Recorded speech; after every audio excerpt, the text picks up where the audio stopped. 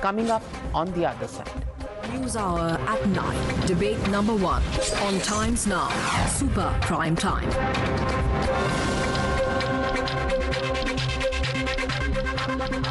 And joining me on the debate tonight, Amit Malviya, national spokesperson of the BJP, Smita Prakash, editor of ANI, Raghav Chadha, Rajya Sabha member of parliament from the Aam Aadmi Party, is joining us in just a bit. Advocate Kapil Madan, Congress supporter, and also part of many Congress committees. And my first question goes to Dr. Kakoli Dastidar, national spokesperson and member of parliament of the Trinamool Congress. Kakoli di, what's that?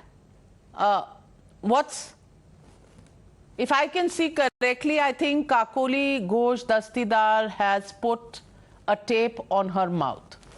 Kakoli Didi, this is not the parliament. You can take off the tape. This is not the parliament, and maybe on the debate tonight on the News Hour, you can say what you want before things get expunged. I'm not expunging anything, even for fear of FIRs from the Kolkata police. You can go ahead and say what you want. No, Kolkata police will not be after you. Now, I just wanted to be sure before I open my mouth that you would allow me to speak, because now it is appalling what has come about. As it is, you know, for the last 7 years, we didn't have any press conference from the Honorable Prime Minister. We were not allowed to speak when we raised our hands inside the House most of the times. And the rate of ordinance has increased so much. Previously, it used to be 1 in 30 bills. Now it is 1 in 10 bills. The farm law came as an ordinance, you know, so many others. So this is not done in a democracy. And now, when you're putting leucoplast on our mouths, then what is the use of having a democracy in the parliament at all? This just proves that there is no democracy in our parliament. Well, no democracy. Amit Malviya, are you killing democracy in the parliament? Because you're not even allowing simple words. Words, you know, that Derek O'Brien has put out in his tweet. And these are pretty simple words. And these words are words that are used virtually every day, every sentence. And I'm sure a lot of these words have been used by your party up until 2014. Abused, betrayed, corrupt, hypocrisy, incompetent, ashamed. Even ashamed is a word that cannot be used. Now, what is it that you're trying to do? Censorship? Well, Navika, you know, the problem is that I wake up every morning to find that the opposition has found another ridiculous topic to fulminate about. And they do it with such aplomb, as if the world is going to collapse, and then they move on to the next issue the very next day. Yesterday it was the aggressive lions. Today the lions have disappeared, and there is this dictionary which has apparently come up. Now, is this a new practice? Is this something that has come up after 2014, the reference point for all meltdown in our country? The answer is no. This list has been in the making for the longest time. And what is this list all about? This is a compilation of expunged words in various state assemblies, in Lok Sabha, in Rajya Sabha, and also several commonwealth countries. Now, what is the purpose of this list? The purpose of this list is to sensitize our members of parliaments and legislators that these words in different contexts, in different assemblies and perhaps countries have been deemed to be unparliamentary. Now, that does not mean that the members of parliament cannot use these words in their speeches. It simply highlights that somebody took an objection to it in a particular country. Now, words do get expunged.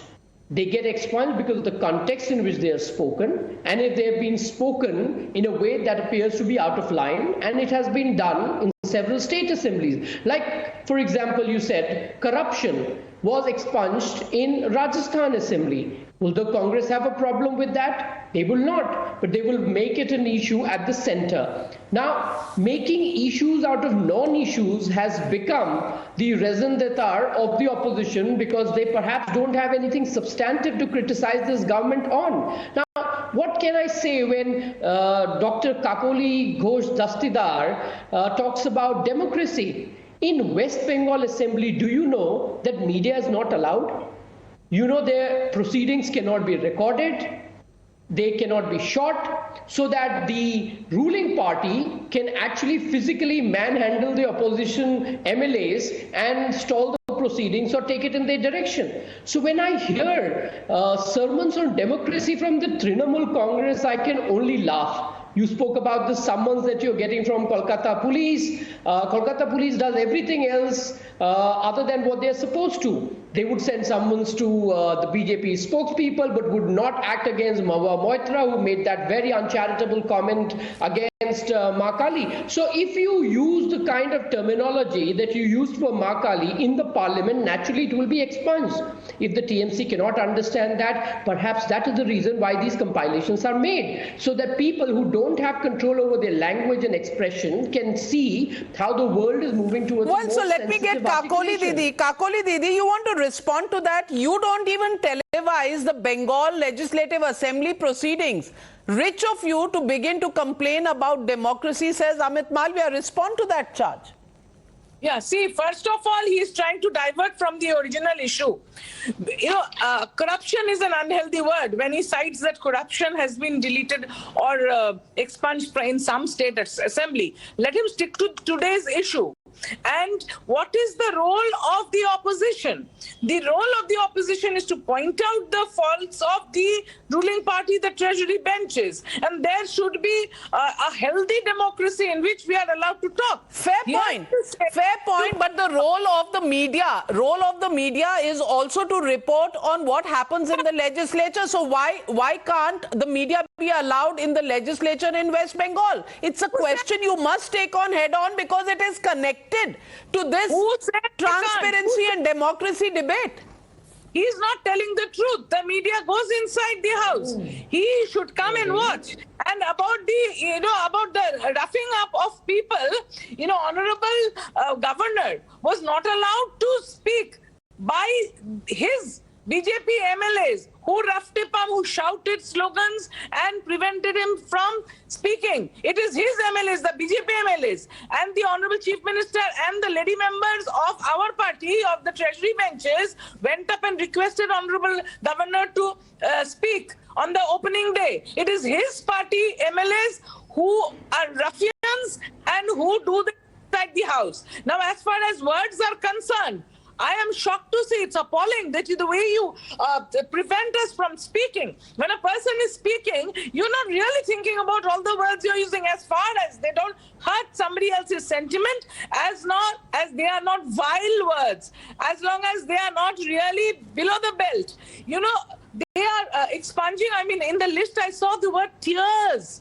If a girl in Hathras is murdered after being raped, and I say that the mother had tears in her eyes, they're going to expunge it. You're a woman, you tell me, is it allowed that the word tears is included in this list? Have you seen the list? Absurd, and I'll get Amit Malviya to answer that. But first, getting in Raghav Chadda ji.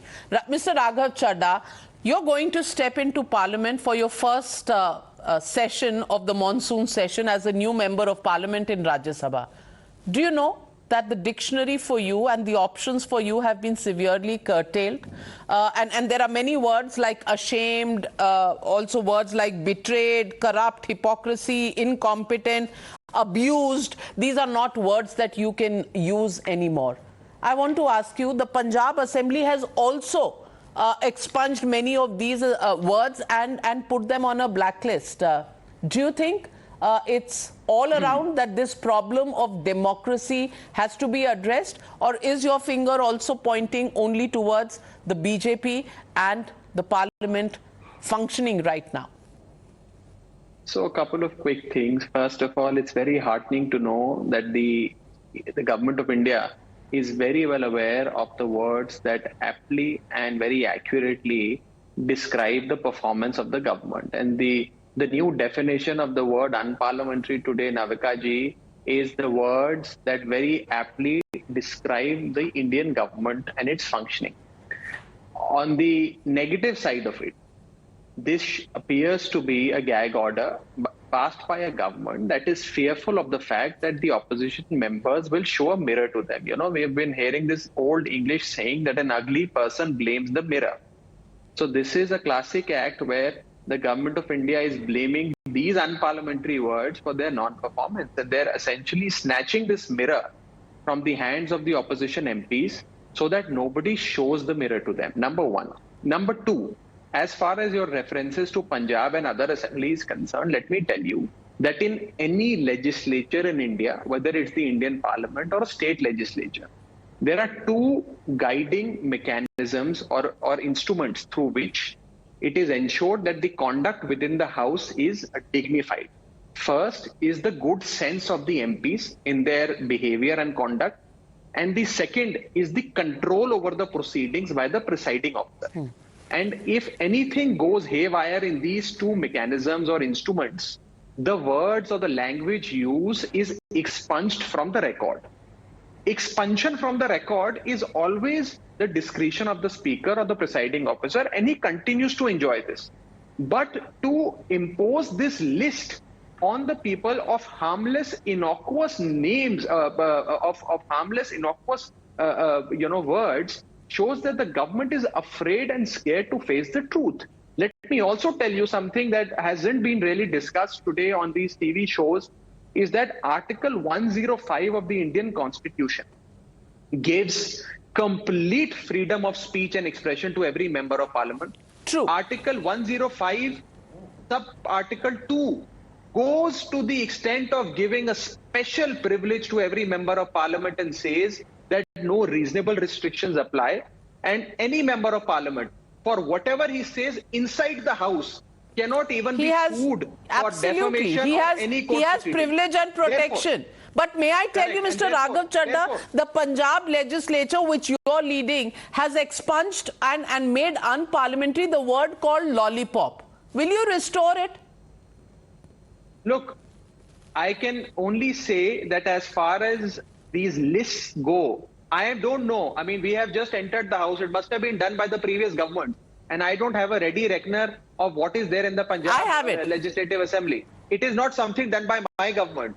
We got into office in the second week of March to 2022. Must have been done by the previous government. And merely because it was done by previous governments in Punjab, it doesn't mean that it is the right thing to do. I am in principle against this. This is a gag order and a special privilege that has been given to us by the Indian Constitution to all MPs for as long as we are MPs is being snatched away by this mere gag order. Let me tell you that these words corrupt, criminal, black marketing, etc. that have been snatched away from us are the words on which we have legislated. I mean, if you say that the word corrupt is unparliamentary, then tomorrow you will say that the Prevention of Corruption Act that has been enacted by virtue of clearance from this house is also unparliamentary. Fair point. Will you withdraw the Will you withdraw the Prevention of Corruption Act? Will you withdraw laws on black marketing because the word black marketing has become the word dishonest illegal? The word dishonest has been called unparliamentary by the Congress party in 2011. The word shame has been called unparliamentary in 2012. So, Advocate Kapil Madan, I want to ask you today, when there are tweets that are put out by Rahul Gandhi, by Priyanka Gandhi Vadra, by Mr. Jairam Ramesh, and all and sundry in the Congress party, do you think they've forgotten their own history? Do you think, people have forgotten the fact that the word chori, loot, jhoot, all of these were made unparliamentary by the Congress party in 2012? Why are you being so hypocritical? Oh, I'm sorry, it's unparliamentary. I can't use the word hypocritical. So but Navika, this is not the parliament. Let me set the context very, very clear. Now, I have seen, I will focus on two words specifically: the word Jumla-Jeevi and Jumla-Jeevi, which finds mention in the list. And let us all, everyone knows that the word Jumla-Jeevi was used by the Honorable Prime Minister himself. The word Jumla was used by Amit Shah ji himself. So one thing is very, very clear. Now, if they say that these are the words which will be considered as unparliamentary, so now, I mean, aren't they contradicting themselves, because their own supreme leaders very frequently and very regularly use these words? That is point number one. The point number two is that the BJP knows that the history will not remember them by the fact that they have insulted the farmers, they insulted the people who were doing their constitutional duty of seeking a reform by way of a protest, and you have insulted them by calling them Andolan-Jeevi, and they know that these words will find mention in the Lok Sabha debates, and the history will not remember them kindly. And to me, it looks like an attempt to wash away what they have done in the past, so that the future generation would not know very convenient explanation, Advocate Kapil Madan. And Smita, I want to ask you, the Congress party only wants to talk about Jumla-Jeevi and Andolan-Jeevi because they know these are words that they will use for attacking the BJP. That's fine. But words like cheating, dishonesty, shame, chori, jhoot, loot, corrupt man. Corrupt man was expunged and made unparliamentary in 1966. My friend, not today. 1966. So, Smita, do you think the opposition is diverting the issue? Because these lists have been coming every year since 2010. Well, I've just heard Navika, all the speakers speak. I mean, Raghav said about privilege and protection है. तो अगर इतना privilege और protection है, तो फिर घबराने का कारण है. This is there. You have so much of protection. You can't say certain words, or you can say even in Parliament certain words. They'll just get expunged. They're not banned words. And as Mr. Madan said, even words of the Prime Ministers have gone on the list. So where is the prejudice in putting these words? The point is that the context is important, which is what the speaker said. I mean, it's not a new phenomenon, because this has been, I mean, it's just an update of unparliamentary words, and it's been going on since not 66, I mean, which 59, 1959 is when this exercise started. So, it's 59, okay. Okay, so 1959. So the document now has about 1,000 odd pages in that about words which can be expunged. Now the thing is that my concern, frankly, is about that media cannot reproduce it either. And in an era of live reporting, I don't know how we are going to be doing that. I mean, we've got to think about that too. I think it's too much of a kerfuffle, frankly, over words. We've seen parliamentarians jump over tables, pulling paper, shredding them, going towards the speaker, saying, those chanting slogans, disrupting the house. Frankly, people of India want a stop to that, not about words. I mean, Shakuni, Khalistani, donkey, these are the kind of words which are in that list. But I mean, frankly, these are words which are spoken outside. You hit the nail on the head, Smita Prakash, and that's the question I want to ask Raghav Chadha. Raghav Chadha, we've seen members of Parliament of the upper house, the house of the seniors, the house of state, and that's where we've seen people climbing over tables, and Kakoli Di, you'll remember those scenes. They were all and videos were made by parliamentarians themselves of what really transpired. Do you think it's more important that those issues be addressed, or do you think the issue of this so-called gag order that you're referring to, incidentally, gag is also a word which is on the unparliamentary list. Now, I don't know, you and I may both face some flack for that, but that's also unparliamentary. I want to see the behavior of members of parliament. Doesn't that need to be addressed as well? See whether it's the conduct of the MPs, the behavior of the MPs, or the subject matter of a discussion in Parliament. We can have a debate on any of these, but today the focus is this gag order that has been issued, and let's stick to it. We have also seen the times of the Atal Bihari Vajpayee Saab's BJP, where opposition MPs were empowered. Opposition MPs were made to feel as important as those sitting on the treasury benches. And today's BJP is going, way out of its way to ensure that opposition is unarmed. विपक्ष को निहत्था करने की कोशिश की जा रही है, number 1. Number 2, when Smita ji refers to this Article 1052 protection and the special privilege given to the MPs, let me tell you, my concern is that this privilege that has been given to us by Baba Sahib's constitution, by our founding father, stands diluted today by virtue of a small gag order. And that is my concern. And my right stands diluted. And therefore, I'm highlighting this. And lastly, I feel that now, because there is such noise and furore over this, the wise thing to do, Navika ji, is to A, withdraw this order, B, constitute a committee comprising of members of parliament of all parties. Let that committee govern as to which list needs to be published, whether a list like this needs to be published, and which words need to be included. All business of the House is driven by a business advisory committee. That business advisory committee has members of all parties. Similarly, create a separate committee. Let that committee, debate and discuss all this. What is this need to come up with a curated list Amit Malviya, that only favors the BJP? Amit Malviya, he's talking about a consensus path. Is the BJP blocking consensus as well as rights to speak? That's the question from the opposition. Look, Navika, I think members of parliament also have an important responsibility of reading up and being correct with the choice of the words. This isn't a gag order.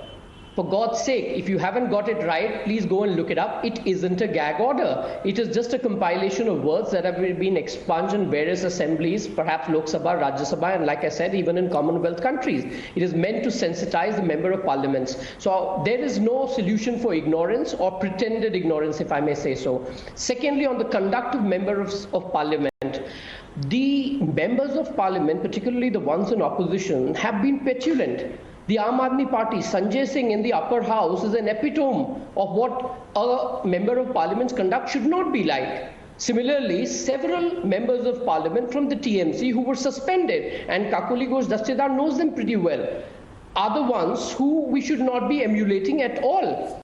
As far as this particular order is concerned, or this compilation actually is concerned, it is meant to sensitize people that you can have a civil parliamentary debate, and most members of parliament should rise up to the occasion. Now, Navika, just one last point on this. I have a request of the opposition. Would you please come up with something substantive so that the democracy can be healthier? Can you guys actually come up with substantive criticism of the government if you can find any? Lastly, Kakoli Dastidar eloquently spoke about the conduct of the TMC MLAs in the Legislative Assembly. Now, she was obviously lying, but if there were evidence to it, and evidence would have come if there was recording allowed in the assembly, in the West Bengal Legislative Assembly, she would have been proven wrong and her comments would be expunged. Now, that's the procedural part of how legislative houses operate.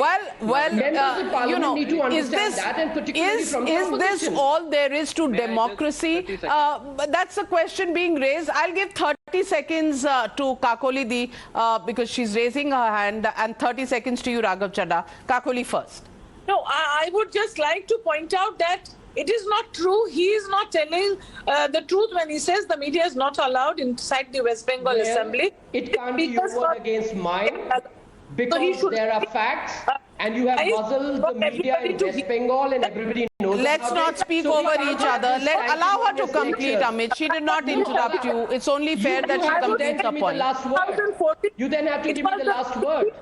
MPs, Rajbhar Saab and also Biduri-ji, who came to actually beat us up, the women MPs. We were demonstrating on the floor of the House in the well.